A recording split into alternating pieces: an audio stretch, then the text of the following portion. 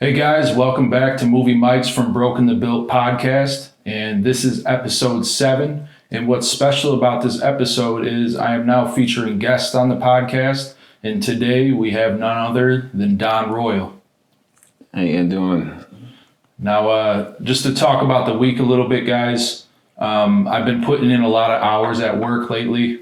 And I've decided that I want to take on more than one type of counseling. So I am seeing 2 different counselors now on this healing journey. The first counselor is offering cognitive behavior therapy, and she's helping me work through behavior problems that I've had in the past and that still carry with me in all my relationships, and trying to work through, ultimately abandonment issues and try to change who this person has become. Because we're not locked into that character that people think we are. We all have the ability to change. And the other therapy that I'm doing is called EDMR. And this is like a rapid eye movement type of therapy that allows you to put yourself at the scene of the crime so that you can reprocess past traumas and find closure in the things that you just never got to find an ending to. So that's where I'm at with it right now. I'm incredibly thankful that everything is on the up and up right now. God is good. He's been blessing my life in many ways, and I continue to pray to him and hope for, blessings and opportunities. And ultimately, I just want things to unfold organically and surrender control at this point. Today's guest, Don Royal, I've known him for many years, but we haven't really been in the same room too many times. It is good to see you. I know that you're a very uplifting person, very positive, but you also come from troubled background, much like a lot of people. And, you're on a healing journey yourself. So with that being said, let's get into some of the things that you've been healing from, and let's kind of talk about what you're trying to unpack right now. Mm-hmm. Like you said, I definitely have been on a healing journey. For those of you that don't know, like he said, I'm Don Royal. I've been on a spiritual journey, a journey to stay away from alcohol, and definitely just to be, just someone that shows up for myself and others, and just try to be a good person and give back to people that struggle from the same things that kept me down for some time. Yeah, it seems like a lot of people have some skeletons in their closet that bring a lot of doubt and shame. And from what I understand, like we don't need to carry all that with us, but it is good to acknowledge those scars, and scars do take a while to heal. What's some of the things that were holding you back with your mindset?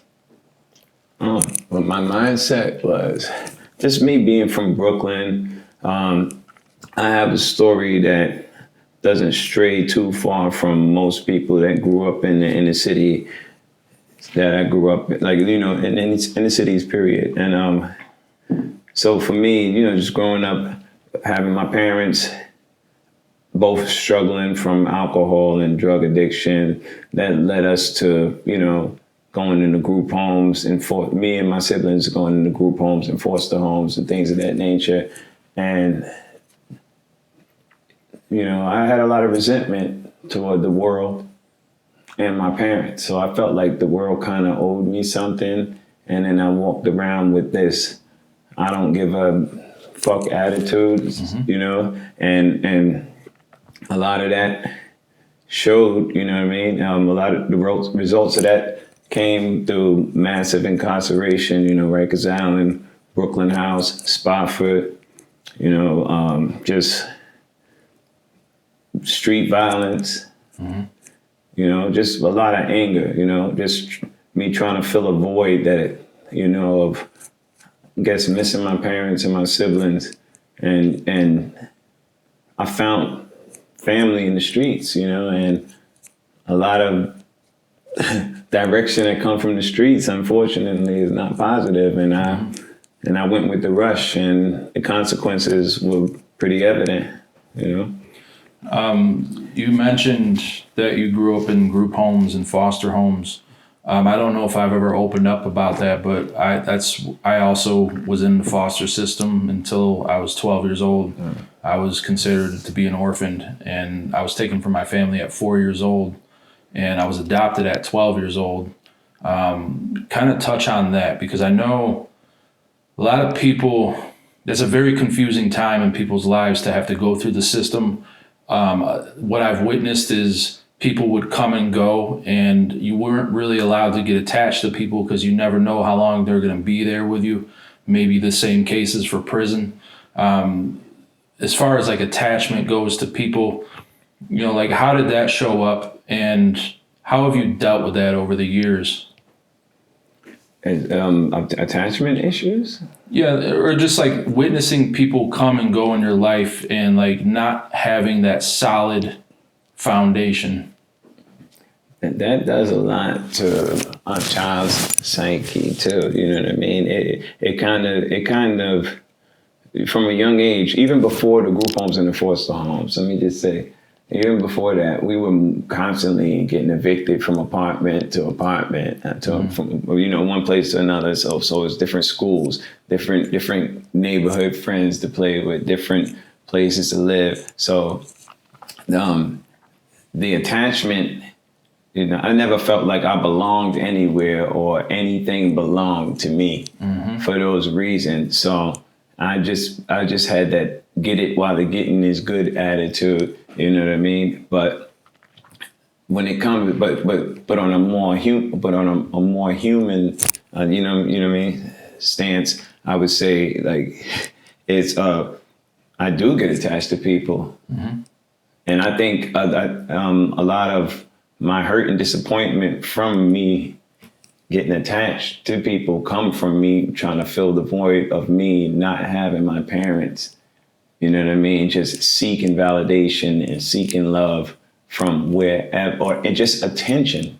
You know, it doesn't even have to be real love. It doesn't have to be anything genuine. I just want to be seen. You know what I mean? That's real right there, man. Like I really identify with that. It sounds like you have some abandonment issues. Does that show up in your relationships? Oh, absolutely. Like I said, like fall in love too fast with the wrong, a lot of, I'm blessed right now to have found my person, but falling in love with a lot of people, I guess I was in love with the idea of being in love, just wanting to have a family structure, wanting to have something that I never had. And I would put that responsibility on someone that is not equipped to give me those things in reality. You know what I mean? So I'd be in love with the idea of having that with this person, but that person ain't the right person for me. You know what I mean? And even, of course, because of my trauma, I wasn't even equipped to, keep a relationship going or obtain a relationship either, because I was broken as well. But of course, because I was on that frequency, I didn't attract the right people. I hear you, man. Like I kind of attach myself to people. And a couple of things I realized along the journey is people are not responsible for your healing. Ultimately, it's up to you to find the services and go through the steps needed. And also, people aren't responsible for your happiness. We got to fill our own cups, whether it's through God or your passions. And a lot of the things that have become lessons are also blessings, man, because, if we didn't learn these things on our own, we would never grow. And it seems like you and I, though we haven't spoke a whole lot in the past, we are on similar journeys, and you've been through similar things that I have. I wouldn't compare my life to yours because I know you've been through a lot worse than I have, but I could identify with what you're saying. And just kind of going forward, what's something what is something you learned that you could help others with as far as knowledge or wisdom that you've obtained by being at your rock bottom? Oh, for one, first and foremost, I want to piggyback off of something that you said. But in layman terms, basically what you're saying is nobody's going to save you if you don't figure this life thing out for yourself and to figure out the lessons that you need to acquire. You know what I mean? Then that's pretty much on you. Nobody is responsible for our happiness, and nobody is responsible for loving us the way that we're supposed to love ourselves and show up for ourselves. Mm-hmm. And the sad part about that is me being a child and having that trauma from my parents abandoning me, you know what I mean, at such a young age. It made me still, like I said, it made you just, you still, and even as you're growing, you still have this inner child that's still seeking that void. Mm-hmm. So to some degree, you're left stuck thinking that someone is going to save you subconsciously, and you almost feel like someone owes you for being broken at that point, and then you have to realize that. So that's a lesson that I would like to tell people. People might care, but people have their own traumas too, and everybody's not equipped to be your Dr. Phil. You know what I mean? Yeah. No, everybody's not equipped. Everybody's not the right listening ear for you. You know what I mean? And because some people will give you bad advice or don't even know what advice to give you, or, you know what I mean? Or somebody will just throw a Hail Mary out there, or just have you throw a Hail Mary and you just sitting there playing the guessing game, or you just crash and burn. You know what I mean? But that's what people need to learn, that that love that we're looking for in everybody else, that person that we're looking for, we have to be our person. You know what I mean? Yeah. We have to be that to ourselves. We have to love ourselves and just think about some of the things that we go through, as if someone else was to do the things that we do to ourselves. If someone else was to do it to us, would we give them permission to put us through that? Right. So why do we give ourselves permission? So that's what I want people to learn, you know what I mean? Or and at least discover in this journey, is that you have to figure out these life lessons for yourself, because everybody's not equipped to give you the right information. Yeah, you're right, man. And it's a hard lesson to learn sometimes. But going through this life with all these lessons, also like maturity, age and maturity, like maybe some people aren't old enough or mature enough to recognize that you're going through a lesson or a trial. I know myself, I'm just now starting to become vulnerable, opening up to people and talking about the traumas that hold me back. I know you come from a very rough background, and you're not allowed to display any kind of vulnerability. Do you find yourself opening up to more people with your newfound voice? See, my problem was because, like I was saying earlier, I was seeking the validation, always seeking the attention, seeking the validation. So I was always prematurely opening up to people that I shouldn't have been opening up to, and displaying some vulnerabilities, some sensitivities, some emotional sides of me. And I come from where there's wolves, and I had to be a wolf at times too. You know what I mean? Not saying that's even what I wanted to be. And it's just a lot of the stuff I did came with the territory. But long story short is that I displayed so much to so many people along the way, just looking for the right people to trust. But along the way, I just gave so much of myself and emptied my whole, I emptied my whole plate, so to speak. Letting people know everything, you know what I mean? So what I learned is how to be more guarded with, my vulnerabilities and information about me, because everybody that's standing next to you ain't with you. Mm-hmm. Yeah, that's definitely a hard lesson to learn, man, is like when you go through your trial phases, you do see who's in your corner. And I don't know about your instance, but a lot of people turned their back on me when I was going through my lows. And it kind of makes you reassess who you actually need in your life. And if those people are meant to stay through the season, then they're going to stay. And if they're gone, then it's probably best to let them stay right where they're at. Oh, absolutely. Absolutely. But my thing is this too. I learned this in prison. I spent numerous, unfortunate amounts of years in prison. But I did realize that, like I said earlier, everybody don't know how to be. Everybody don't know. People can love you and just don't know how to show up for you. Mm-hmm. They just don't. They're not equipped with the answers. They're not equipped with the even emotional. They're not.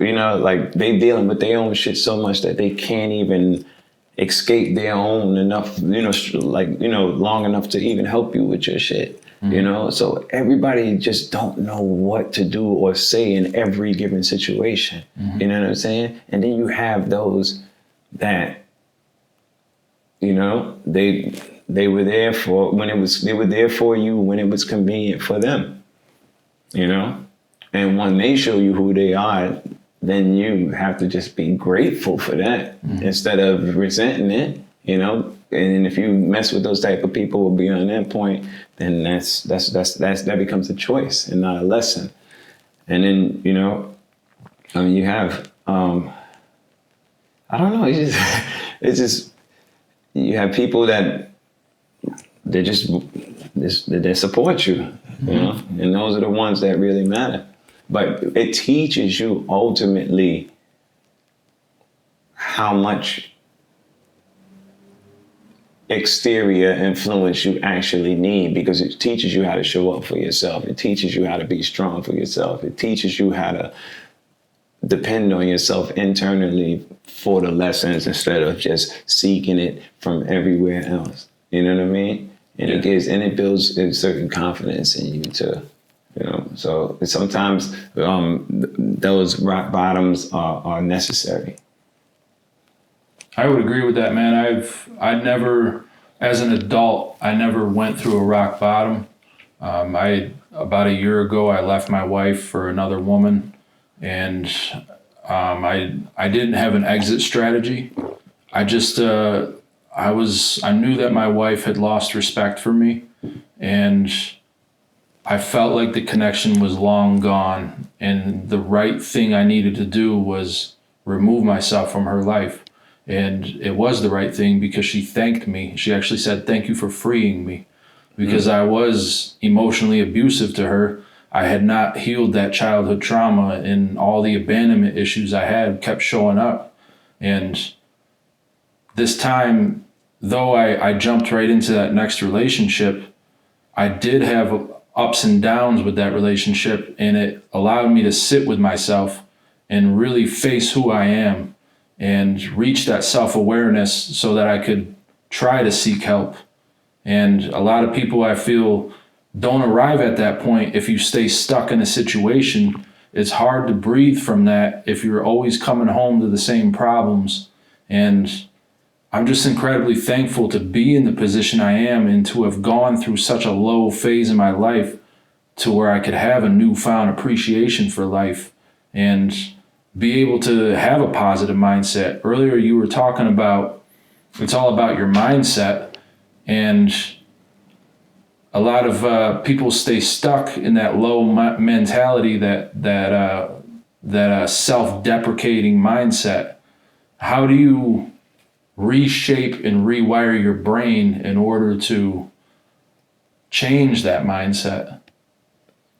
You have to first and foremost want change, there's a saying that goes, a person will never change until the pain of remaining the same becomes greater than the pain of change.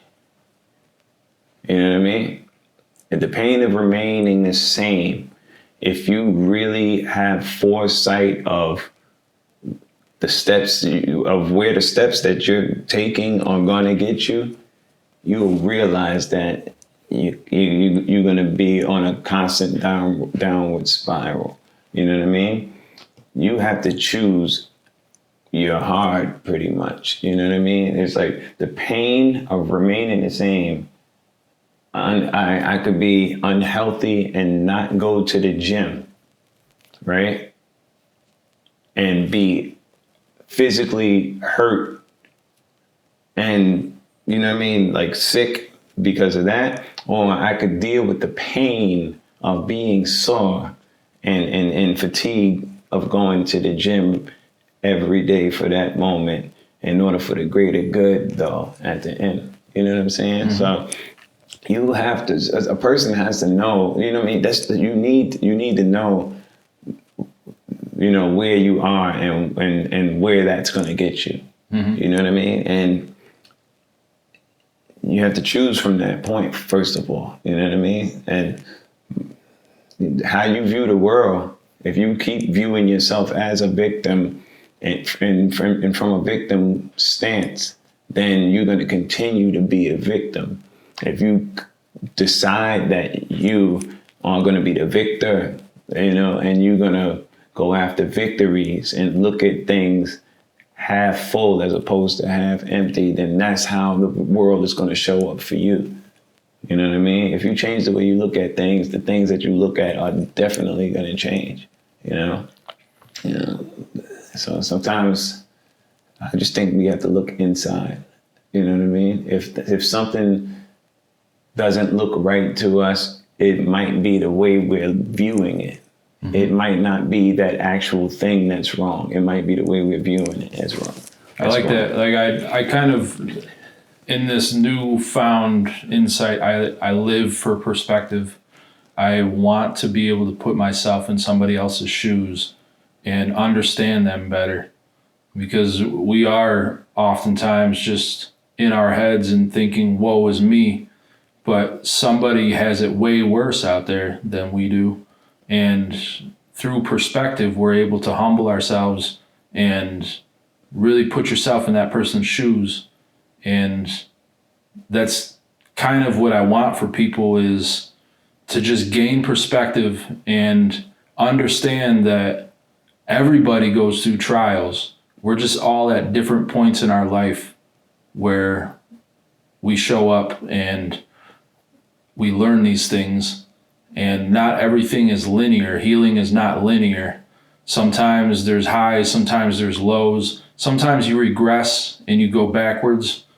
And other times you're rock solid and you could really show up for yourself.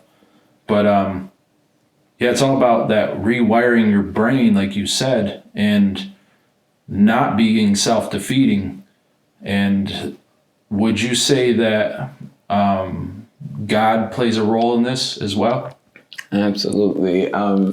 However people see, you need something stronger than your mere existence.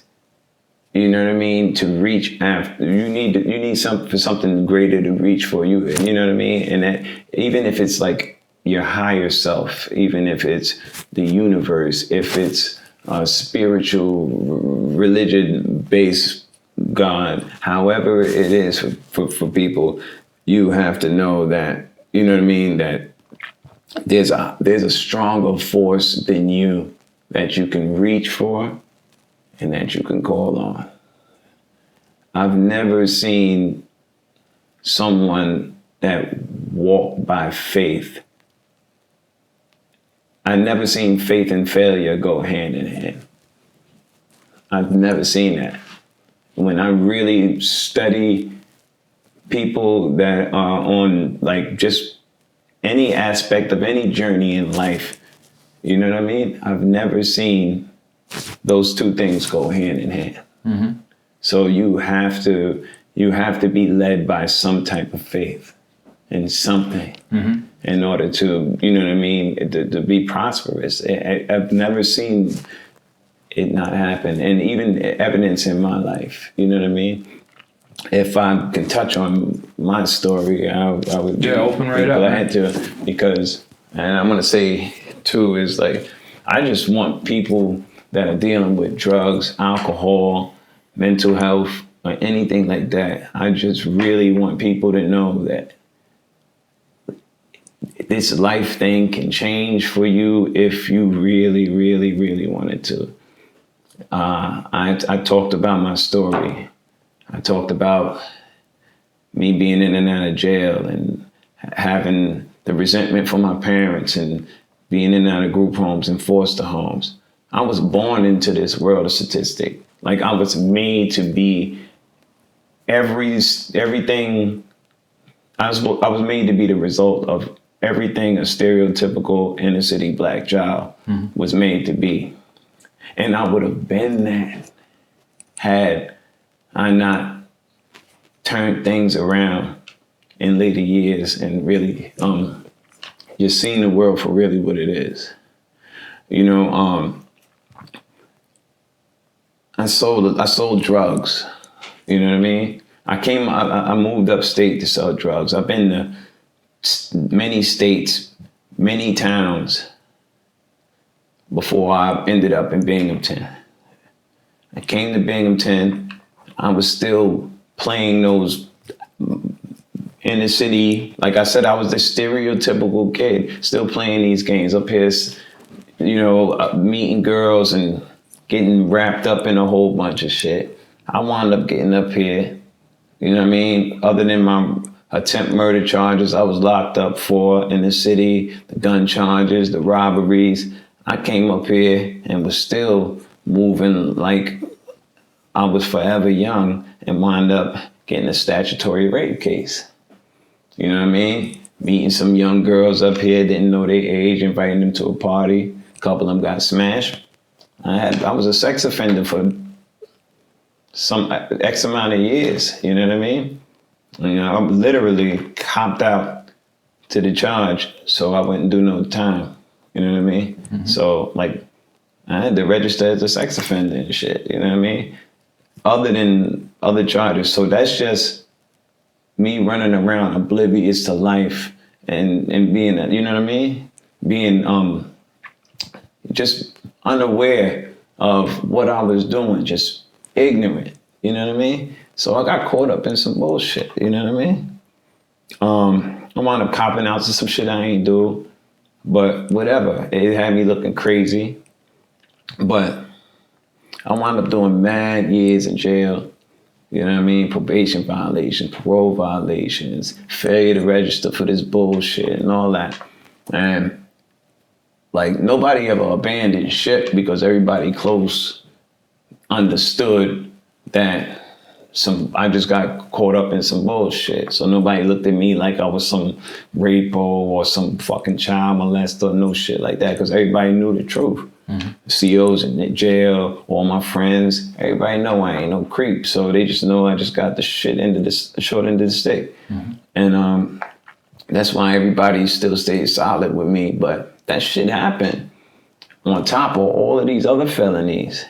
So, and that shit had me looking crazy. I had to hold myself down up north and going to prisons. I had to let it be known. I never PC'd or none of that shit. I never ran from it because I just got caught up in some shit.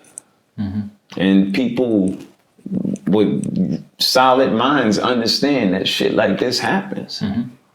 I'm just one of the motherfuckers that just got caught up in it.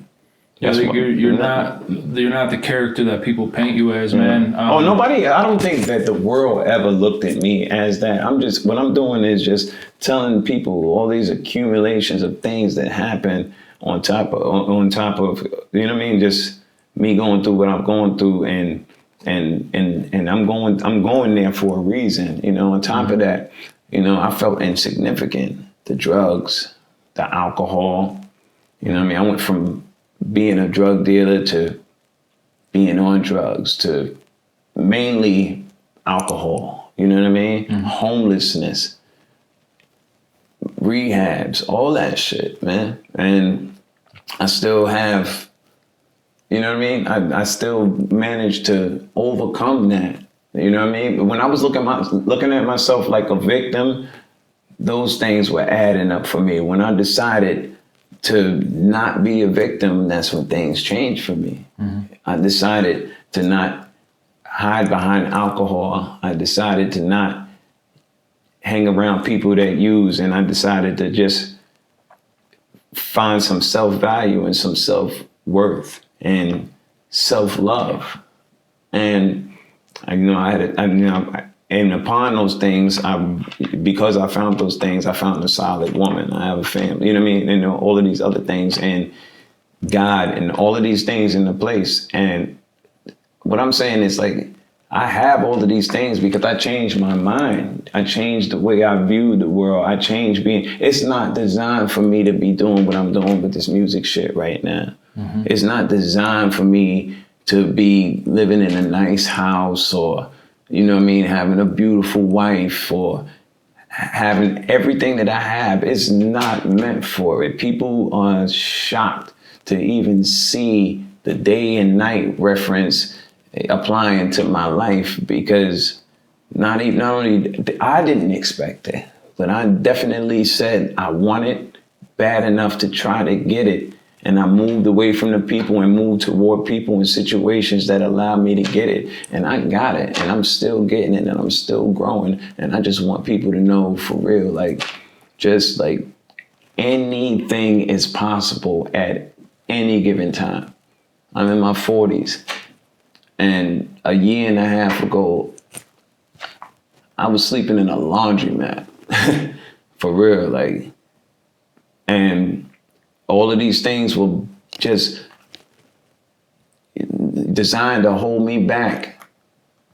If you allow it to hold you back in here, it's going to hold you back. It's nothing physically out here stopping you from going after what you need to go after, whether it be just sobriety, mental health, good mental health, your dreams, your desires, being a good father. It's nothing stopping us from getting, you know what I mean, what we go after. Nothing.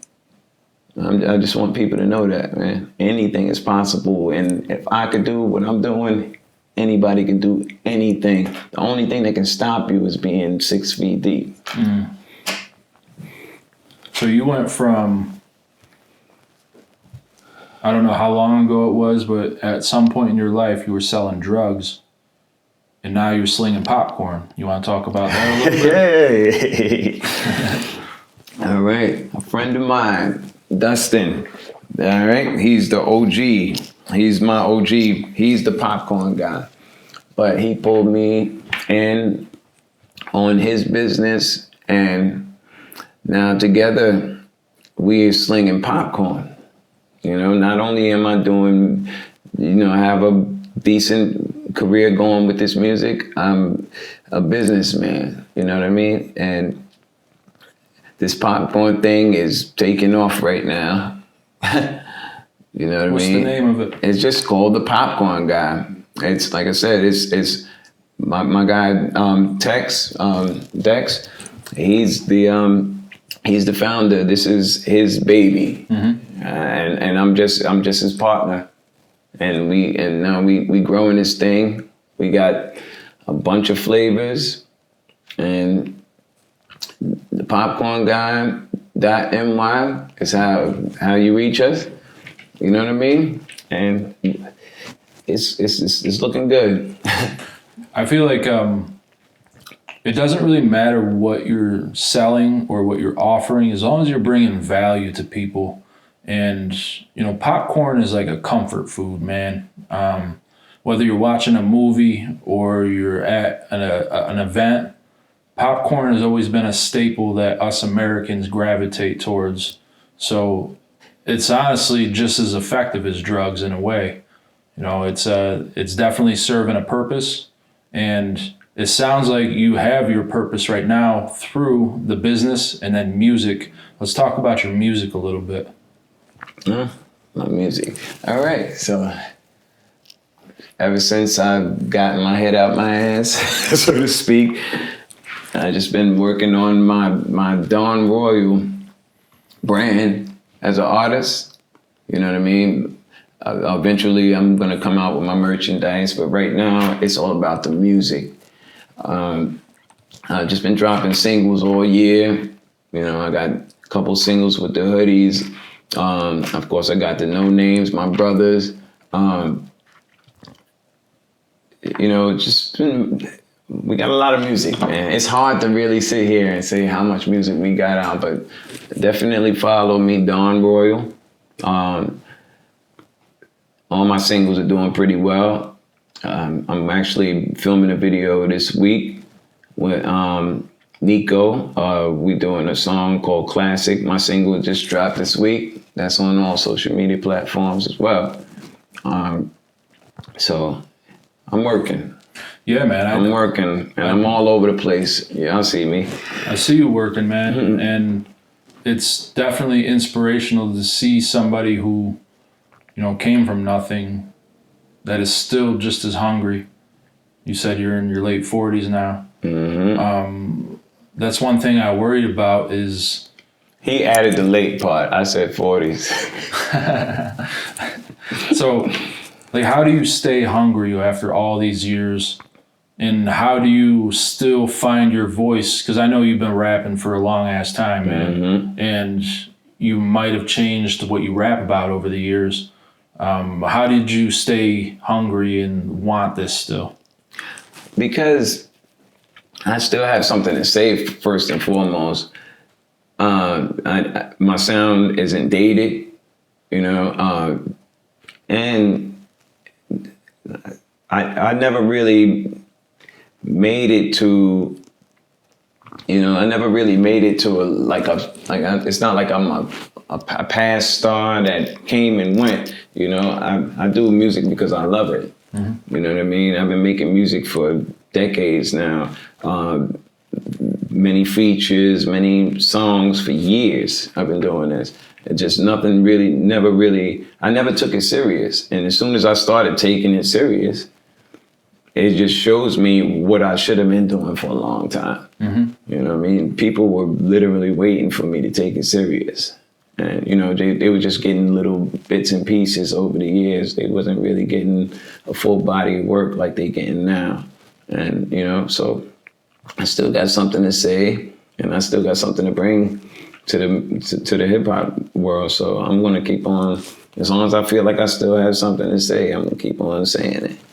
You know, and it's good music too, by the way. So definitely check me in. When you dropped a video, this was a couple months ago at this point. I think that when people saw that, first of all, when I saw that, I was like, you're on some grown man shit, man. Like, this is really mature. This is really hungry music, and you have something to say. And everything that you've been saying is authentic, and in a world full of fake, authenticity really stands apart. Absolutely. And people need it. You know, they need at least something real to listen to. You know what I mean? I think something that they can relate to. Absolutely, man. What is within the, like, I know you've come through a lot of different phases. You've been through a lot of seasons. What's something that you've grown from in the last 5 years that changed your perspective? Something that I've grown from, thinking that people have to stay in your life, thinking that people, you have to stay loyal to a fault. You know, learning how to let go of things that just does not serve me. You know, whether it be family, whether it be friends, whether it be situations, businesses, anything. If it's no longer serving you, you have to break out of that cocoon And you know what I mean? In order for you to transcend into whatever it is you need to, you can't keep holding on to something that doesn't work for you anymore. I think that's kind of the case that I've been dealing with lately. I was really having a hard time letting this woman go.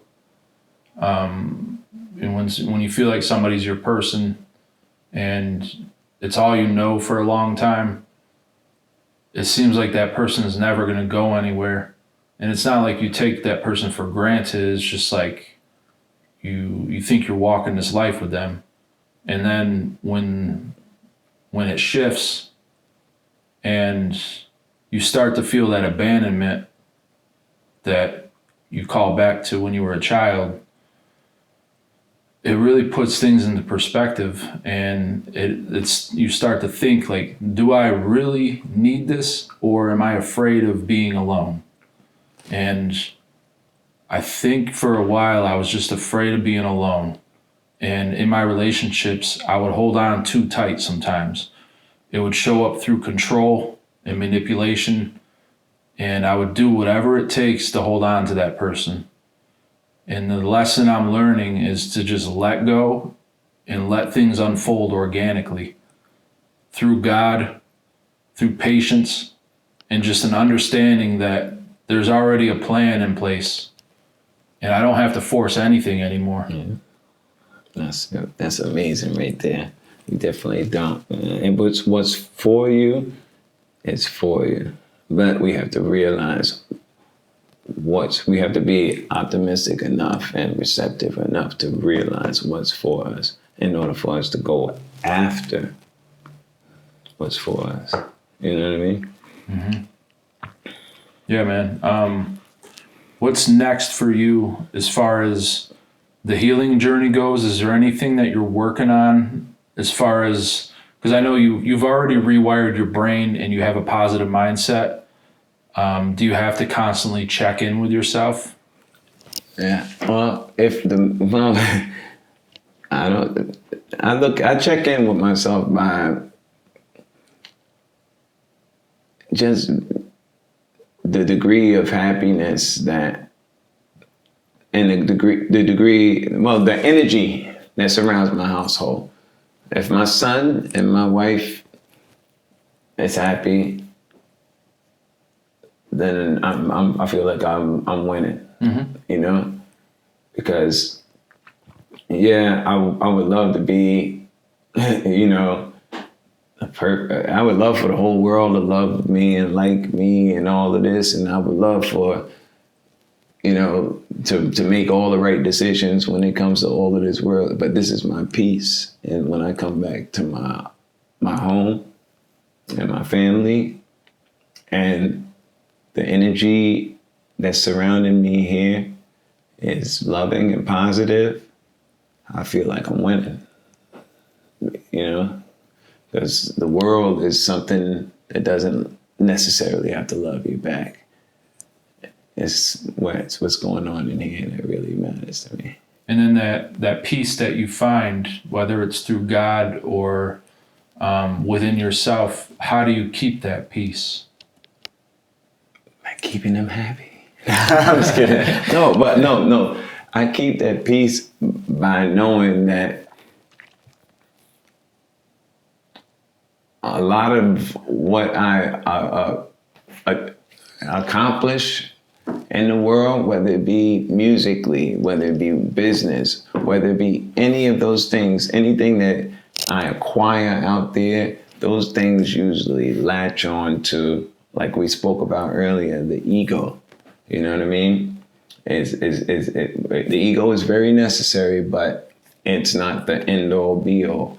I let those ego things stay for the ego, and I let my internal, my internal peace it dictates who I am. My internal self. That's what it's all about for me. Like, I protect my peace. You can have everything else. My family and my peace is everything to me. The world could take everything else from me. Mm-hmm. When it comes to protecting your peace, it seems like whether it's the enemy, like they call the devil the enemy, it seems like when you are in your peaceful mindset, that's when things come for you. That's when you're going to be tested the most to take you outside of that peace. Has there been any outside forces that have tried to make your kingdom crumble within the last few months, or yeah? Yeah, absolutely. See, the thing about that too is, to answer the question, is definitely 100%. The thing about that is to recognize the more accomplishments that come and the more people that are not attached to your accomplishments is the reason why they are not attached to those accomplishments. In fact, it might be the primary reason why you're attaining these accomplishments is because you're moving away from those type of energies, from certain types of people, places, and things that you shouldn't have been around.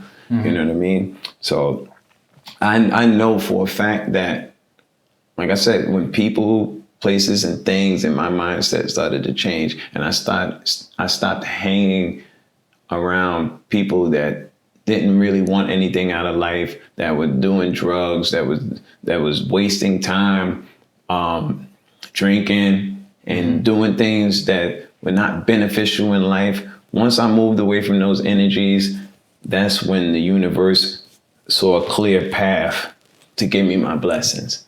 You know what I'm saying? So the test comes with people trying to see if you're still loyal to them. You know what I mean? My phone, I know for a fact that when I was homeless, like I spoke up earlier, my phone wasn't ringing. Mm-hmm. I couldn't even get nobody to pick up their phone. Now, nobody leaves me alone. Mm-hmm. You know what I mean? So I know that that's not real. I know that comes from the things that they're seeing me acquire, or accomplishments, or they see me moving up in the music industry. And so I know that love is not real. Mm-hmm. It's people that will try to attack me through my fiance. Mm-hmm. You know what I mean? Like trying to holler at her to try to, but we too solid. Mm-hmm. We too solid in here to let anything even enter, you know what I mean? But people try. Mm-hmm. Girls try to come at me, and because they know that we solid, everything is solid, and people see me on a come up. So a couple people, everybody don't wish you well, and I understand it. So people throw negativity my way all the time to see if I bite the bait. But if I crash out, I lose everything. And I lose everything to some people that have nothing. Mm-hmm. And I work too hard to let anybody take anything away from me, whether it be mentally or physically, whether it be my possession. Nobody's taking anything from me. And I just don't, I try to stay guarded, you know what I mean? Just no new friends, really. Mm-hmm. If I don't know you, and if I could feel the energy of the ass kissing that's coming because of the person I'm becoming. Mm-hmm. I could feel people trying to get closer. I see all of that shit. Mm-hmm. You know what I mean? So I know what's going on. So I'm just breaking it down. But since I see things so transparently, it's really hard for anybody to pull any wool over my eyes. Yeah, once you speak that language of whether it's manipulation or somebody being threatened by your peace, you really can spot it. And I've been able to kind of walk that same line where somebody might enter your life, and not a loved one, but just somebody, and you could almost see what their intentions are right from the gate. And it's up to you to decide, do you want to let your guard down and allow this person whether it's, a Trojan horse, trying to penetrate your kingdom, allow them into your life, or you stay guarded and keep them at a distance. And I feel like for me, I am at peace, but there's been outside forces that have made me come outside of character within recent times. And it's embarrassing when I do that because I don't want to take a step backwards. I want to remain who I am right now. And if somebody could easily throw me off guard, then maybe I'm not as sturdy as I thought I was, and I need to return to center and ground myself. But there's been times in recent days where, man, it's just I've been tested, and I've been trying to seek out mentors and speak to God more. People that have gone through the system, maybe you didn't necessarily have a father figure. Mine died early on, the guy who adopted me. He died right after high school, and I was never really taught the lessons of a man, how to lead a woman, how to gain that, security. Have you found yourself seeking out mentors or father figures? Or do you have a more a compass that leads you in the direction that you need to go? For me,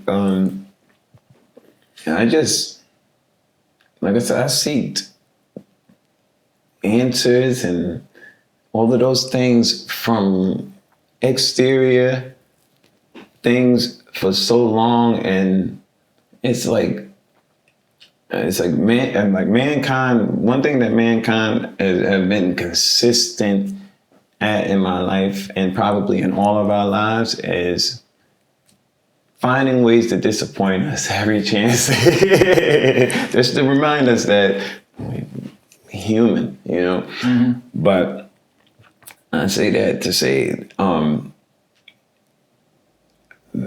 meditation,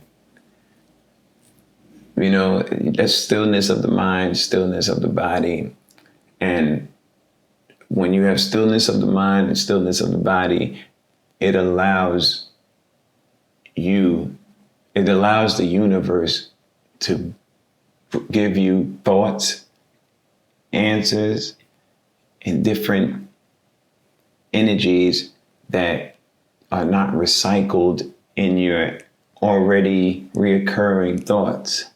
That's the only way that God or this universe can speak to you, is if you're still in the body and still in the mind. Mm-hmm. So the answers that we're looking for all the time all of them aren't going to come from a physical man or mentor or that, you know what I mean? We have to realize how much power we possess in ourselves. And sometimes the only way to get those answers is to sit with ourselves in peace.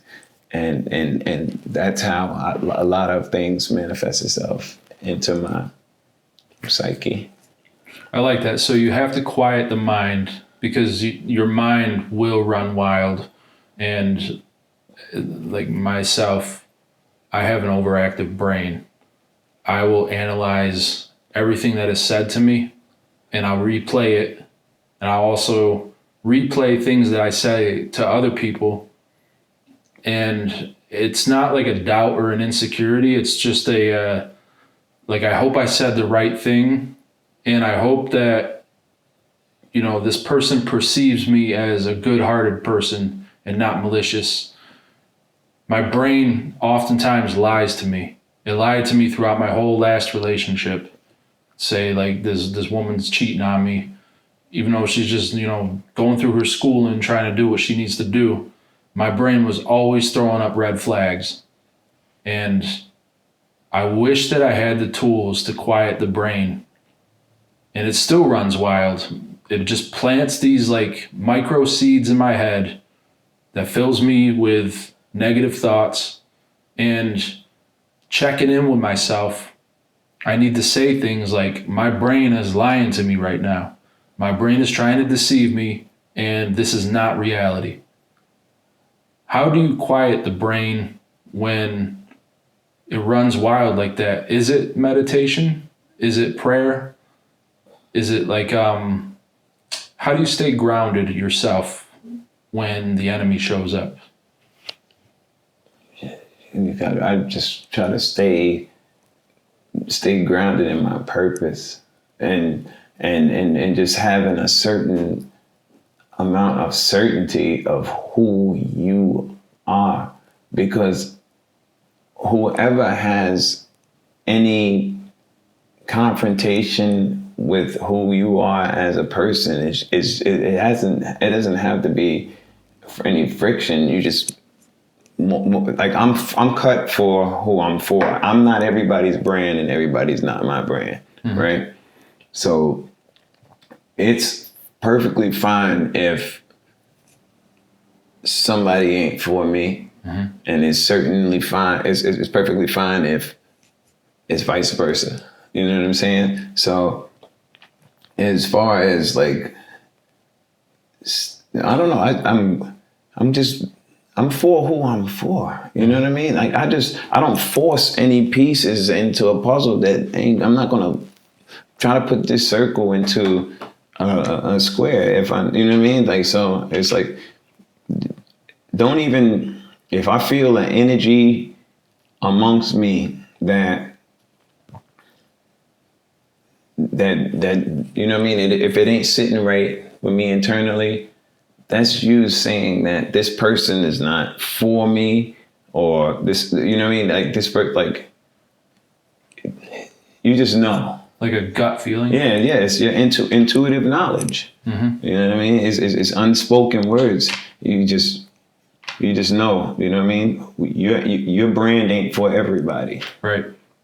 And then in a world where everything, including entertainment and pop culture, is centered around mass appeal, mass audience, connecting with everybody, we can't please everybody. And like you said, not everybody is for you. You just got to find your tribe and vibe with your tribe, man.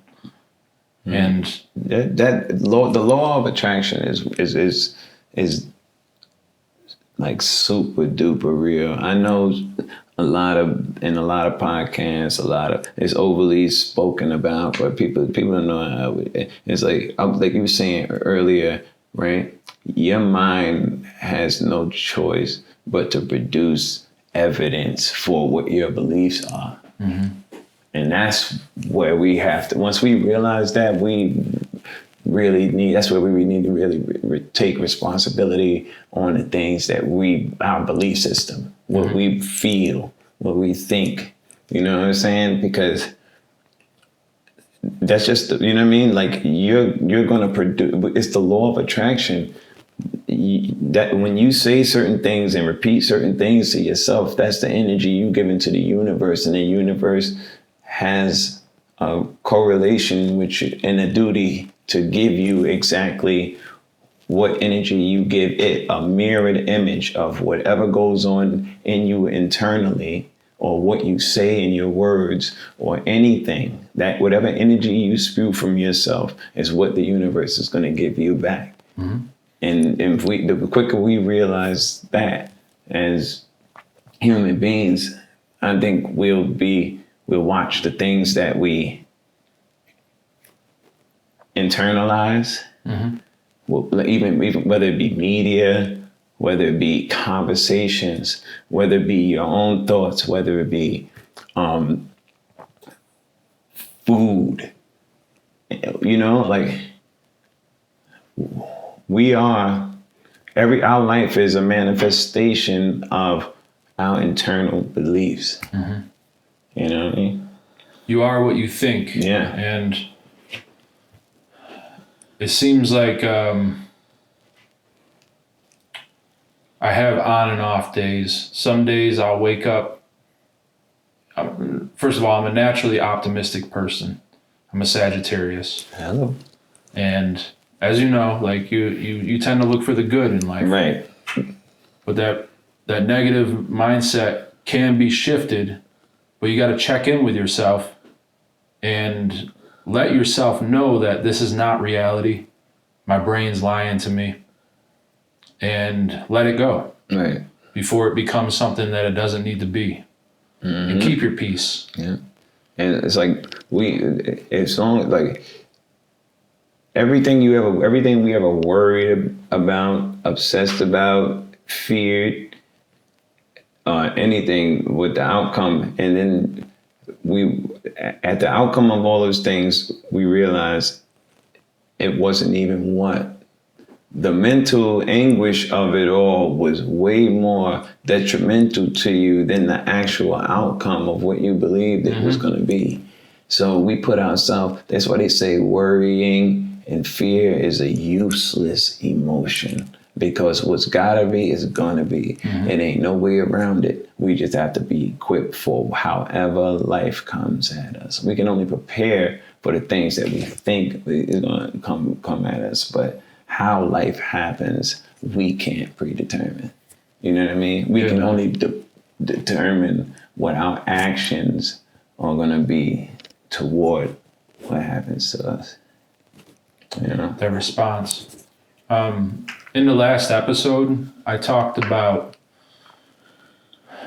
building self-confidence. First of all, you don't seem like you lack confidence at all, so I'm just sharing this with the audience. Little victories in your life really build that self-confidence. And I'm on a mission to get rid of my insecurities, because I am living with my mom right now. I'm going to be getting my house back soon. But when you don't have a solid foundation, you could lead to, being insecure. Have you had any little victories lately that have shaped your mindset? Sobriety. Yeah. I stopped drinking last year. I knew a change needed to happen in order for me to get the things that I wanted to have. Yeah. Right. And if I may just kind of backtrack a little bit and go and get into that. I knew the last time I got high, I was at a friend's house. I was sniffing coke and drinking for the whole weekend. And I knew that something needed to change. My phone was off, and I just walked downtown to the library, and I called ACBC, and ACBC got me into the Helio Health Rehab Center or whatever. And I stayed there for 32 days. And those 32 days, I stayed sober day by day. It made me, because this time when I went into rehab, I really wanted sobriety badder than anything. I knew that something needed to change. And the victories started with every hour that I made myself stay there turned into every day that I made myself stay there. And those days turned to weeks. And then those weeks turned into a month. And they let me stay. I wound up leaving on the 6th because they didn't want to let an alcoholic go on the 4th of July weekend. And I was pissed because I'm like, I want to go home. That's my day. Yeah. But that was the alcoholic in me subconsciously trying to make reservations to go back to my old behaviors. And because I stuck out those other 28 days, that's the reason why I was able to stick out those 32 days. The 32 days. So that, and answering what you're saying, small victories. And this is it. I made a vision board. I wanted to speak a little bit on what we've spoken on earlier about the law of attraction. This all ties into what you asked me to. They asked us to make a vision board. They brought us a bunch of magazines. They gave us some carbon paper, whatever the paper, craft paper, whatever it was. And we cut out things from the magazines that that we wanted our life to look like. It looked corny and cheesy as a vision board, but I did it. They was like, just do it. So I wound up doing it.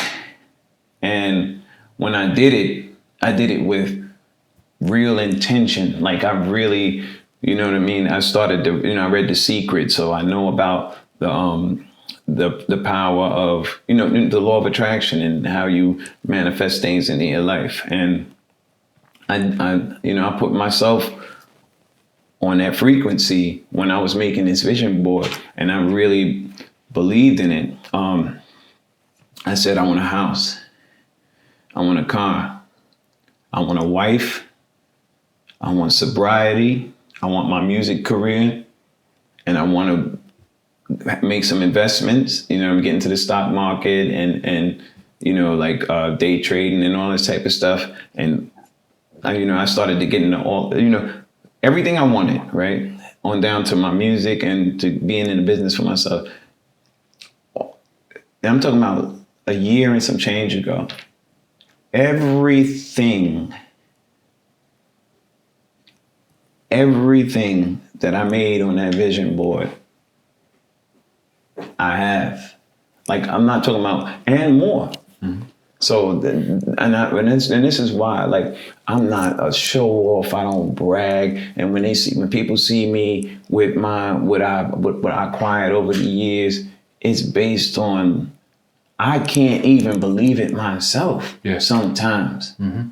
But I know that I took the proper steps in here, and I did the physical work, and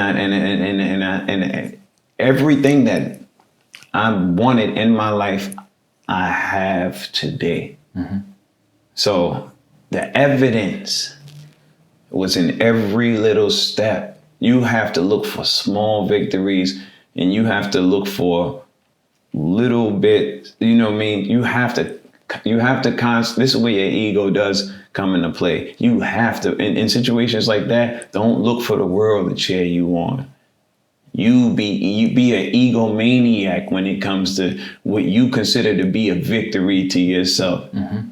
If you say, I want to stop drinking coffee, or I want to stop smoking less weed, and you actually do that, and you slow down on all of these small victories, turn into big wins. You know what I mean? And the only reason why I'm here where I'm at today is because, you know what I mean? I count it, every step is a blessing, and you have to rejoice in it. You know what I mean? Why would God keep giving you more food on your plate if you're not even finishing what's in front of you? Mm.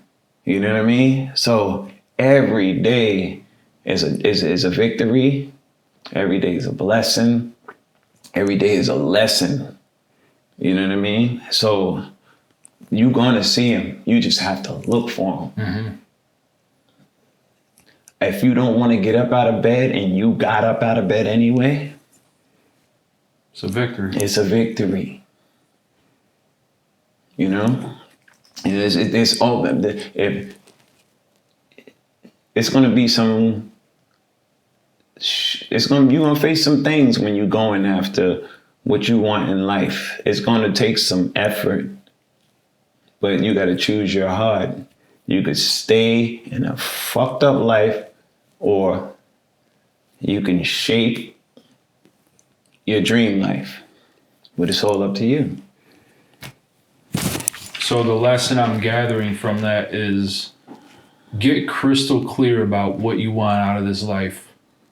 Develop a vision for your future and take actionable steps towards achieving these goals. And you're living proof to show that within just 1 year, you could completely transform your life and your mindset and attract the type of life that you want. Mm.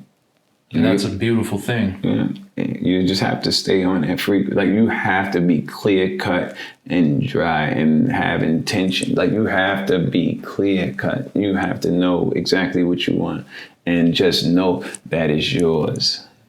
It's yours. You just have to go after it.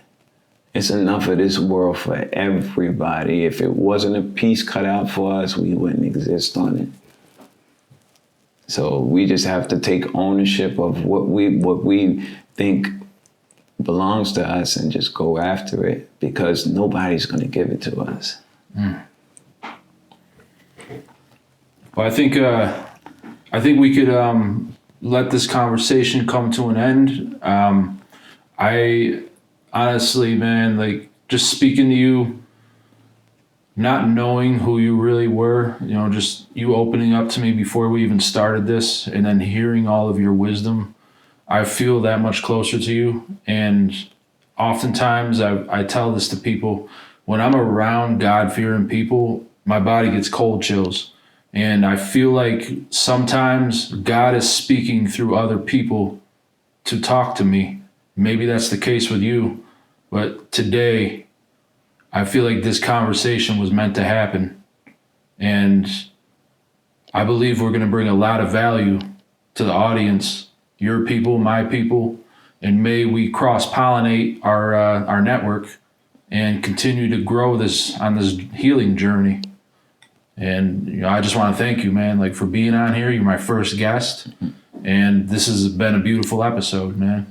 Thank you for having me. I'm honored to have been a part of this, man. Thank you. I really appreciate this. Yeah, man. For real. Shout out to the whole 607. Shout out to Movie Mike.